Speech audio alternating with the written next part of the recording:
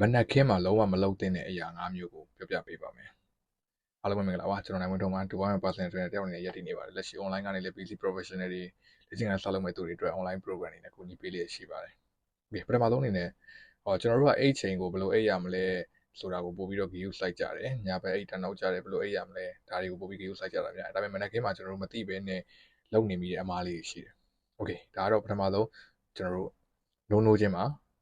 ပုံကြည့်တာ။ဘာလို့ဆိုတော့ကျွန်တော်တို့မနက်ခင်းလင်းလာတဲ့အချိန်မှာကျွန်တော်တို့ခန္ဓာကိုယ်ရဲ့ stress level ကအများနဲ့မြင့်တက်နေတယ်။အဲ့အချိန်မှာကျွန်တော်တို့ဖုန်းတက်ကြည့်လိုက်မယ်ဆိုပို့ပြီးတော့လေးလံထိုင်းမိုင်းတာတွေဖြစ်စေတယ်။ဒီနေ့ကိုလုံးမှာစိတ်မကြည်မတာတွေဖြစ်စေတယ်။အဲ့တော့ကျွန်တော်တို့ရဲ့စိတ်ချမ်းသာရေးအတွက်ကျွန်တော်ဖုန်းကိုအနည်းဆုံးအိတ်ချိန်နဲ့အိတ်ထားချိန်နဲ့တနားရီလောက်ကွာပြီးတော့မှကြည့်တာပို့ပြီးတော့အဆင်ပြေပါတယ်။နံပါတ်1အနေနဲ့ကျွန်တော်တို့ရှည်လုံတော့မတောက်တာ။ဘာလို့ဆိုတော့ကျွန်တော်တို့ခန္ဓာကိုယ်မှာညကနေကျွန်တော်အိတ်တဲ့ချိန်ကနေနိုးတဲ့ချိန်ဒီကျွန်တော်တို့ရေမတောက်ပဲလုံးဝရေဖြတ်ထားတဲ့ပုံစံဖြစ်နေတယ် dehydration ဖြစ်နေတဲ့အတွက်ရေဓာတ်ခန်းချောင်းနေတယ်အဲ့တော့ကျွန်တော်မနက်ခင်းနိုးလာပြီဆိုရေဓာတ်ပြန်ဖြည့်ဖို့လိုတယ်အဲ့တော့ကျွန်တော်မနက်ခင်းနိုးလာပြီဆိုတာနဲ့အနည်းဆုံးကျွန်တော်တို့ 0.5 လီတာလောက်ဖြစ်ဖြစ်ဖန်ခွက်အကြီးတစ်ခွက်လောက်ဖြစ်ဖြစ်ပို့ပြီးတော့တောက်တင်တယ်ပေါ့နော်နံပါတ်3အနေနဲ့ကျွန်တော်တို့ coffee ဘာအစာမှမရှိဘဲနဲ့ coffee ရင်တောက်တာအဲ့တော့ကျွန်တော်တို့တချို့လူတွေဆိုကျွန်တော် coffee လုံးဝတောက်လို့မရဘူးအစာမရှိရင်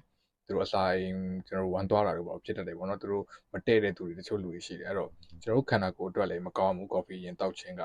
ကျွန်တော်အစာတစ်ခုခုနဲ့ရောပြီးတော့တောက်ဖို့အကြံပေးတယ်နော်protein ပေါင်တာပဲဖြစ်ပါဖြစ်မနက်ခင်းလေ့ကျင့်ခန်းလုပ်တဲ့လူတွေဆို protein ပေါင်တာပဲဖြစ်ငပြောသီးလေးနဲ့ပဲဖြစ်ဖြစ်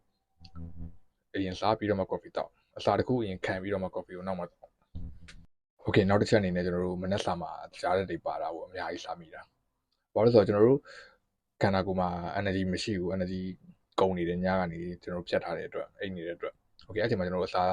တစ်ခုခုစားလိုက်တယ် energy ချက်ချင်းတက်သွားတယ်အားရှိသွားတယ်ဗိုက်ပြေသွားတယ်လို့ခံစားရတယ်ဆိုပေမဲ့ဒါကကျွန်တော်တို့ခန္ဓာကိုယ်တော့လုံးဝမကောင်းတဲ့အလေးချင်းဖြစ်တယ်အဲ့တော့မနက်စာမှာ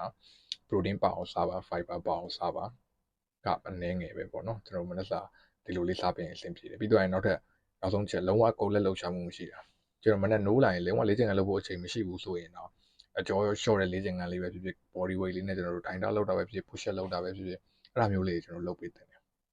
ဒါမှကျွန်တော်တို့ခန္ဓာကိုယ်ကသွေးလက်ပတ်မှုတွေကောင်းလာမှာအားလုံးပဲကျေးဇူးတင်ပါတယ်